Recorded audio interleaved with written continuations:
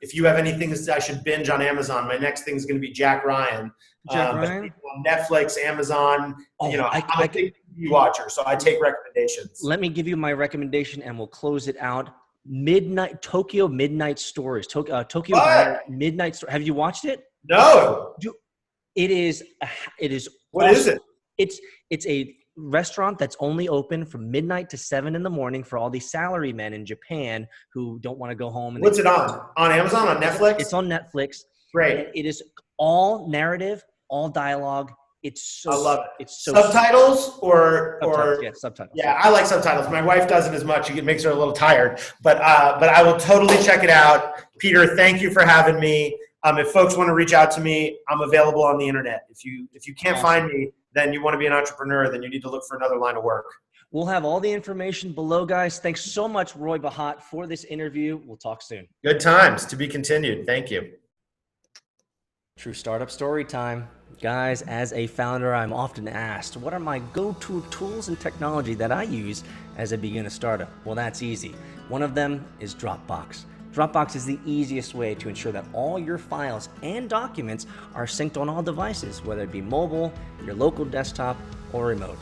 We want to thank Dropbox for supporting vchunting.com, and make sure to get your 30-day trial free at dropbox.com/business.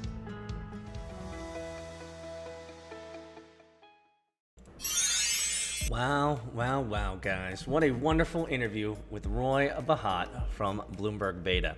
It's one of those things where I could tell that we had a lot of interest. How do I say this? The man is full of energy. I'm full of energy. I knew it was going to be a great conversation, but the problem was in the back of my mind is I knew he was limited for time, which means we had to keep it exactly to less than 30 minutes. But there's so much, man. I had so many questions. I had so many things that I wanted to talk about, from his experience at Code Now, which is one of his nonprofits where he teaches technology to underprivileged students. I wanted to talk about some of his work at Berkeley as a professor over there, as a faculty of UC Berkeley, and in terms of what he teaches in media. I wanted to talk about some of the ideas around Bloomberg Beta and their GitHub, and why they chose to use GitHub as an open source mechanism for the world to understand how they do sourcing, how they do deals, how they pick startups, and all this stuff. There was just so much that I wanted to bring up, but it was a great conversation nonetheless. I think Roy Bahat has the right ideas in mind when it comes to the future of work. AI is going to be a big deal, and what was really surprising, and I'm frankly pleasantly surprised. I was pleasantly surprised that Roy was relatively in agreement with me in that good AI over time is going to be a relatively boring industry, in that it's going to be so ubiquitous with what we do, from a mobile device standpoint to a computer device standpoint to working and living out in the world as AI is being leveraged and helping us live our lives. In many ways, great AI should be almost invisible. It should just be a helpful tool, and less of a peripheral device, but more of a system that enables us to live our lives better. And so that was one of those ideas that I had around artificial intelligence, in that I think a lot of people look at artificial intelligence from the Hollywood version, right? Machines and robots taking over our brains, eating our brains, destroying us, AI and diseases, infecting us and turning us into, reptilians or something like that. Who knows? But I think the reality is that AI is going to be pretty mundane, pretty boring in a lot of cases. And when it comes to the smash bang, when it comes to the flash bang of AI, it really is just going to be mostly in Tinseltown, in Hollywood.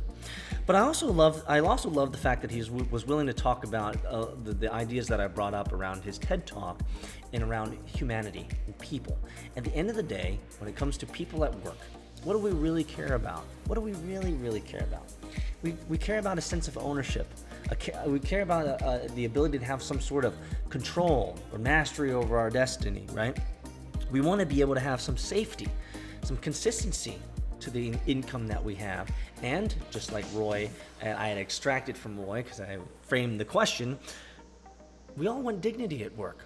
We want to feel like our work is necessary, that we have some semblance of belonging.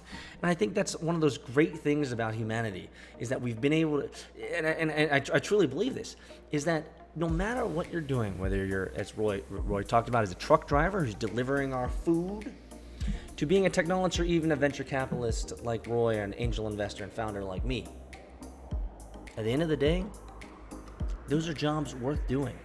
And they're not only worth doing, but they help move the world. They help move the world forward. And it's okay. You don't have to be rich and famous to have a job that has dignity.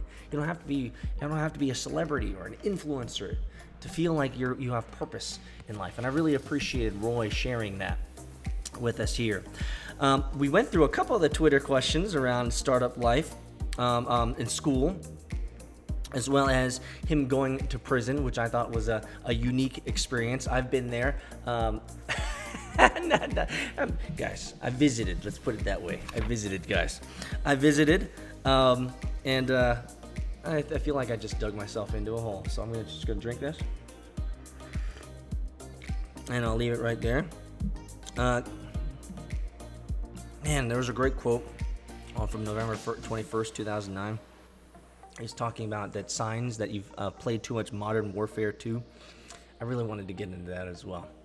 But there's going to be all this is, it was a great conversation. It was a great conversation with Roy. I expect that we'll do it again, because him and I discussed really briefly that there's a lot of stuff that we could cover and a lot of stuff that we could cover and come back to in the future. So thanks so much for this interview. I hope that you had as much fun listening to it as I did. The guy is he speaks 1,000 miles a minute, and that's good. A lot of information, and I hope next time we'll have some more time to sit down and really kind of dig in to some of his ideas, because I can tell he's a sophisticated investor, an intelligent man, and someone like that, I know that I can extract some really, really good content. So, thanks so much for being here, guys. If you want more information on Roy Bahat and Bloomberg Beta, you can find it all below at vchunting.com/Roy Bahat. Thanks again, guys, for being here, and I can't wait for our next interview, which is coming up tomorrow, I think. Tomorrow we're going to be launching that. So, guys, enjoy it. I'll see you next time.